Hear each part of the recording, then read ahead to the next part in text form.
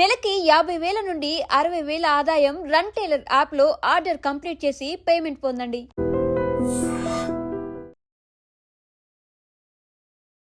రెండు తెలుగు రాష్ట్రాల్లో ఉగ్రవాదం అనే పదం విన్నప్పుడల్లా మనకు తెలుసు ఈ ఉగ్రవాదులకు సంబంధించిన లింకులు ఖచ్చితంగా పాత బస్తీ హైదరాబాద్ కేంద్రంగానే ఎక్కువగా మనకు వినిపిస్తూ ఉంటుంది. అట్లాగే ఎన్ఐఏ అధికారులు కూడా చాలా ప్రాంతాల్లో కూడా సేకరణ చేసినప్పుడు కానీ ఇన్ఫర్మేషన్ గ్యాదర్ చేసినప్పుడు కూడా ఎక్కువగా హైదరాబాద్ పాత బస్తీలోనే వీటి మూలాలు కనిపిస్తూ ఉంటాయి. కానీ షాకింగ్ ఏంటంటే గత 3 నెలల క్రితమే మనకు తెలుసు విజయనగరం కేంద్రంగా ఉగ్ర కార్యకలాపాలు జరుగుతున్నాయని విజయనగరానికి సంబంధించిన ఒక వ్యక్తిని అట్లాగే హైదరాబాద్కి సంబంధించిన ఒక వ్యక్తిని ఎన్ఐఏ అధికారులు అరెస్ట్ చేశారు. ఇదంతా కూడా ఎప్పుడు జరిగిందంటే పాకిస్తాన్ అండ్ అట్లాగే మన మధ్య ఇరు దేశాల మధ్య నెలకొన్న పరిస్థితి నేపథ్యంలోనే పూర్తిగా ఎన్ఐఏ అధికారులు పోలీస్ డిపార్ట్మెంట్ ఆర్మీ డిపార్ట్మెంట్ అట్లాగే కేంద్రం కూడా ఇంటెలిజెన్స్ కూడా దృష్టి పెట్టడంతో అసలు ఎక్కడెక్కడ వీళ్ళందరూ ఉన్నారు, ఎక్కడెక్కడ స్ప్రెడ్ అయి ఉన్నారు, ఇండియా మొత్తంగా కూడా క్షుణ్ణంగా పూర్తి స్థాయిలో ఒక ఇంటెలిజెన్స్ రిపోర్ట్ అట్లాగే లింకులు సేకరించిన తర్వాత ఇప్పుడు ఏపీలో కూడా ఈ ఉగ్రవాదులకి సంబంధించిన కదలికలు స్టార్ట్ అయిన పరిస్థితి కనిపిస్తోంది.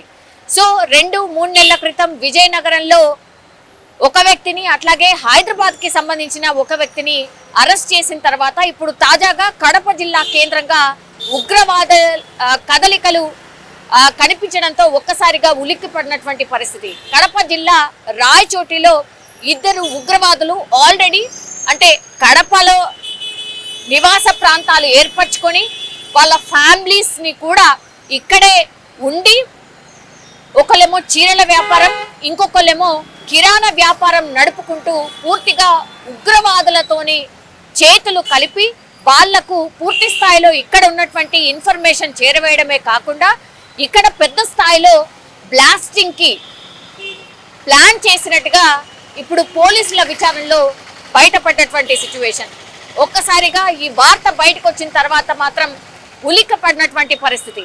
ఎందుకంటే వీళ్ళు తయారు చేసే బాంబ్స్ ఎట్లాంటివి అంటే ఒక 30 కిలోమీటర్ల రేడియస్ వరకు కూడా జనాలు ఎవరైతే ఉంటారో వాళ్ళు పెద్ద ఎత్తున చనిపోయే విధంగా బాంబ్ బ్లాస్ట్ ని ఆర్ బాంబ్స్ ని తయారు చేసే విధంగా ఇప్పుడు నేను చెప్పినటువంటి వీళ్ళిద్దరు ఎవరైతే కడప జిల్లా రాయచోటిలో పట్టుబడ్డారో వాళ్ళు చెప్తున్నటువంటి ఇన్ఫర్మేషన్ ఇప్పుడు విస్తుపోయేలా చేస్తోంది ఆర్ షాక్ కి గురి చేస్తోంది అనుకోవచ్చు.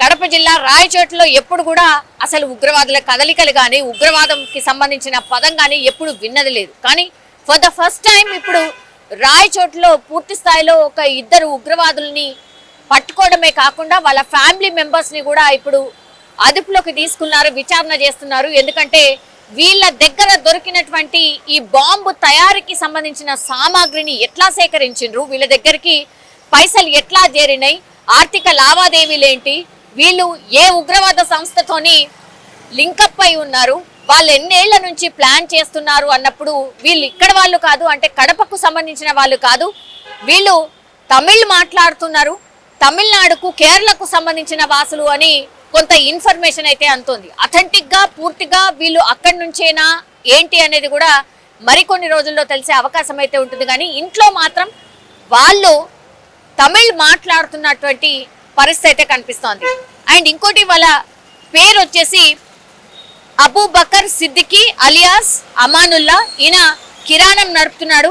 అండ్ మరో ఉగ్రవాది మొహమ్మద్ అలీ అలియాస్ మన్సూర్ చీరల వ్యాపారం నడుపుతున్నారు. అంటే ప్రజలతోని సో ఏవైతే బిజినెసెస్ జరుగుతూ ఉంటాయో అందులో భాగంగానే ఇప్పుడు కంప్లీట్లీ చీరల వ్యాపారం అట్లాగే కిరాణా వ్యాపారం. సో రోజు డైలీ లైఫ్లో వాళ్ళు ప్రజలతోని కలిసే వ్యాపారం నడుపుతూ తీరా చూస్తే వీళ్ళు పలుమార్లు గల్ఫ్ దేశాలకు కూడా వెళ్ళొచ్చినట్టుగా కూడా చెప్తున్నారు. చీరల వ్యాపారం అనుకోండి లేకపోతే కిరాణా వ్యాపారం అనుకోండి, ఎంత వస్తుంది, ఫ్యామిలీని నడిపేంత సొమ్ము మాత్రమే వస్తుంది.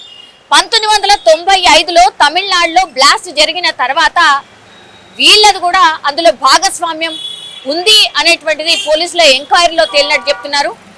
1995 బ్లాస్ట్ తర్వాత ఇంకా ప్లేస్ మార్చుకొని తమిళనాడు కాకుండా ఇప్పుడు ఆంధ్రప్రదేశ్కి షిఫ్ట్ అయిపోయి అందులో ఆంధ్రప్రదేశ్ వాసులుగా మమేకమవుతూ ప్రజలతో కలిసిపోయి కిరాణా అట్లాగే చీరల వ్యాపారం చేసుకుంటూ జీవనం సాగిస్తున్నటువంటి పరిస్థితి అయితే కనిపిస్తోంది. సో ఇంత భయంకరంగా ప్రజల్లో కలిసిపోయి ఏమాత్రం కూడా అనుమానం రాకుండా ఇట్లా ఉగ్రవాదుల కార్యకలాపాలు నడిపిస్తున్నారు అని అంటే దీన్ని బట్టి అర్థం చేసుకోవచ్చు ఇంకా ఎక్కడెక్కడ ఇట్లాంటి స్లీపర్ సెల్స్ అనుకోవచ్చు, లేదంటే ఉగ్రవాద కదలికలు ఉన్నటువంటి ఉగ్రవాద మూలాలు ఉన్నటువంటి వ్యక్తులు ఇంకెంతమంది ఉండొచ్చు అనేది కూడా పూర్తి స్థాయిలో ఎంక్వైరీ చేయాల్సిన పరిస్థితి అయితే కనిపిస్తోంది. ఇప్పుడు పూర్తి స్థాయిలో ఎన్ఐఏ అధికారులు వీళ్ళు ఎవరెవరితో లింకప్ అయి ఉన్నారు, ఏ ఉగ్రవాద సంస్థ వీళ్ళను పూర్తిగా పెంచి పోషిస్తోంది, వీళ్ళ టార్గెట్ ఎవరు, వీళ్ళు ఎవరిని టార్గెట్ చేసుకొని ఈ బాంబ్ బ్లాస్ట్ కి పాల్పడబోతున్నారు, అట్లాగే ఈ బాంబు తయారీ చేసిన తర్వాత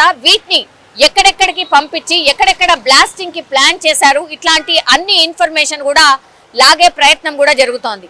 20 ఏళ్ల నుంచి కడప జిల్లా రాయచోటిని స్థిరపడ్డారు కాబట్టి ఇప్పుడు వాళ్ళ ఫ్యామిలీ మెంబర్స్ కి పూర్తి స్థాయిలో ఇన్ఫర్మేషన్ తెలుసా అంటే వాళ్ళ భార్యలు కావచ్చు, పిల్లలు కావచ్చు, వాళ్ళకేమైనా ఇన్ఫర్మేషన్ తెలుసా, వాళ్ళ హస్బెండ్ ఏం చేస్తున్నాడు ఏంటి అనే ఇన్ఫర్మేషన్ తెలుసా, ఇప్పుడు తమిళనాడు అట్లాగే కేరళకు సంబంధించిన వాసులు అని చెప్తున్నారు కాబట్టి వీళ్ళు అక్కడి వాళ్ళతోని ఏమైనా ఇంకా కూడా వాళ్ళ రిలేటివ్స్ అనుకోండి లేకపోతే ఇంకా అక్కడైనా ఎవరైనా ఉన్నారా, ఇట్లా అన్ని విషయాల మీద పోలీసులు అయితే ఆరా తీస్తున్నటువంటి పరిస్థితి అయితే కనిపిస్తోంది. కానీ వీళ్ళు బాంబ్ బ్లాస్ట్ చేద్దామనుకున్నది ఆర్ బాంబ్ బ్లాస్ట్ కి సంబంధించి తయారీ సామాగ్రి ఏదైతే సేకరించిండ్రో పోలీసులు సేకరించిన ఇన్ఫర్మేషన్ ప్రకారం ఆర్ పోలీసులకు చెప్పిన ఇన్ఫర్మేషన్ ప్రకారం అయితే 30 కిలోమీటర్ల వరకు ఆ బాంబ్ బ్లాస్ట్ జరిగితే ఎంతైతే ప్రాణ నష్టం జరుగుతుందో అంత ఎక్స్ప్లోజివ్ ని అంత మోతాదులో ఉన్నటువంటి బాంబుని తయారు చేసే ప్రయత్నం చేసినట్టుగా పోలీసులు నిర్ధారించిన పరిస్థితి కనిపిస్తోంది. ఇదే ఇప్పుడు కలకలం క్రియేట్ చేస్తోంది. 30 కిలోమీటర్ల వరకు ఈ బాంబ్ బ్లాస్ట్ జరిగితే జనం చనిపోయే విధంగా అంత పెద్ద బాంబ్స్ ని తయారు చేస్తున్నారు అని అంటే మరి ఇవన్నీ కూడా ఎక్కడెక్కడ పెట్టాలనుకున్నారు, ఇక్కడ తయారు చేసి వేరే చోటనా లేకపోతే ఆంధ్రప్రదేశ్లోనా లేదంటే హైదరాబాద్లోనా ఎక్కడ బ్లాస్ట్ చేద్దాం అనుకున్నారు. వీళ్ళ టార్గెట్ ఎప్పుడు కూడా జనం ఉంటారు కాబట్టి ఎక్కువగా రద్దీగా ఉండే ప్రదేశాలే వీళ్ళ టార్గెట్ ఉంటాయి. ఇంకోటి ఏంటంటే మనకు తెలుసు ఇప్పుడు అన్ని పండుగల సీజన్, ఇప్పుడు మనకు బోనాలు కదా, బోనాలు స్టార్ట్ అయిన తర్వాత వినాయక చవితి ఉంటుంది, ఆ తర్వాత దసరా ఉంటుంది, దెన్ దివాళీ ఉంటుంది, ఇట్లా పండగల సీజన్ స్టార్ట్ అవుతుంది. సో పండగలని టార్గెట్ చేసుకొని పండగలే టార్గెట్ గా ఈ బాంబు తయారీ ఏమైనా జరుగుతుందా, ఇవన్నీ కూడా లింక్స్ ఎక్కడ ఉన్నాయి ఏంటి అనేది కూడా పోలీసులు పూర్తి స్థాయిలో వీళ్ళిద్దరిని ఎంక్వైరీ చేస్తున్నారు. అట్లాగే విజయనగరంలో పట్టుబడినటువంటి ఒక వ్యక్తి, ఆ తర్వాత హైదరాబాద్ లో పట్టుబడినటువంటి ఇంకో వ్యక్తి, వీళ్లకు వాళ్లకు ఏమన్నా లింక్స్ ఉన్నాయా, వీళ్ళు కూడా సేమ్ ఈ సంస్థ కోసమే వర్క్ చేస్తున్నారా, వీళ్ళ సంస్థ వచ్చేసి వీళ్ళు వర్క్ చేస్తున్నటువంటి సంస్థ వచ్చేసి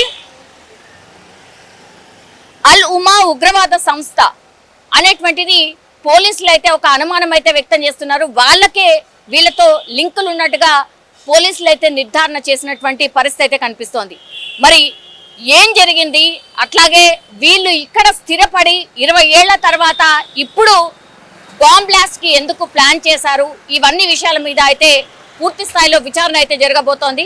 కానీ చూడాలి మరి కడప రాయచోటిలో వీళ్ళు ఇన్నేళ్ల పాటు ఉంటూ ఇంత యాక్టివ్ గా ఇప్పుడు బాంబ్ బ్లాస్ట్లకు ఎందుకు ప్లాన్ చేశారు అనేది ఒకటి.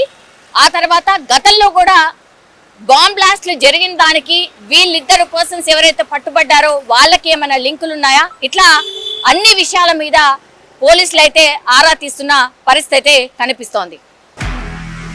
నిజంగా ప్రస్తుతం ఉన్నటువంటి సమాజం దేనికి ప్రయారిటీ ఇస్తుంది? ఆర్థిక సంబంధాల చుట్టూ మాత్రమే తిరుగుతుంది. మళ్ళీ ఎన్నికలంగానే చాలా విరక్తి కలుగుతాను. మంచి అనిపిస్తుంది కదా, లేడీస్ కూడా ఛాలెంజింగ్ జాబ్స్ చేసినప్పుడు చాలా బాగుంటది. ట్రాఫిక్ అసిస్టెంట్స్ గా నియమించిన ట్రాన్స్జెండర్స్ అందరితో సాల్యూట్ చేయించుకుంటున్నారు. ఫుడ్ డెలివరీ ఇవ్వటానికి వెళ్ళినటువంటి డెలివరీ బాయ్ అనిల్ పై కళ్ళ ముందు పెళ్ళండి కొట్టి